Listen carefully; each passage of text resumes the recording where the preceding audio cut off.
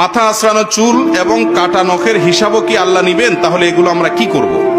মাথা আঁচড়ানো চুল এবং কাটা নখ এগুলো আল্লাহর দেওয়া অঙ্গ, এগুলো আমরা পয়সা করে দিয়ে কিনি নাই, কেউ কিনেছে, এগুলা আল্লাহর দেওয়া অঙ্গ। অতএব ই আমানত চন্দে রোজে নজদে মাস্ত দর হাকিকত মালিকে হর শাই আল্লাহ। এই শরীরের সমস্ত অঙ্গ প্রত্যঙ্গ এগুলা মূলত আল্লাহর পক্ষ থেকে আমানত, এগুলো সবগুলোর মালিক কে? মূলত আল্লাহ তাআলা। এই জন্য শরীরের কোনো অঙ্গ বিক্রি করা জায়েজ, রক্ত বিক্রি করা জায়েজ, শরীরের কোনো অঙ্গ বিক্রি করা জায়েজ নাই। কেন জায়েজ নাই? কারণ এগুলো আল্লাহর পক্ষ থেকে আপনাকে আমানত দেওয়া হয়েছে, এটা আপনি টাকা দিয়ে কিনে আনেন নাই, এগুলো বিক্রি করা হারাম। হ্যাঁ, দান করা জায়েজ আছে, একজনের ব্লাড দরকার, আপনি ব্লাড দিলেন, জায়েজ না, বরং সওয়াবের কাজ, কিন্তু বিক্রি করতে পারবেন না।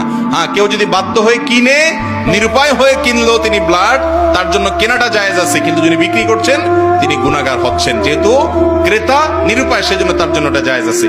তো যাই হোক, নখ বা চুল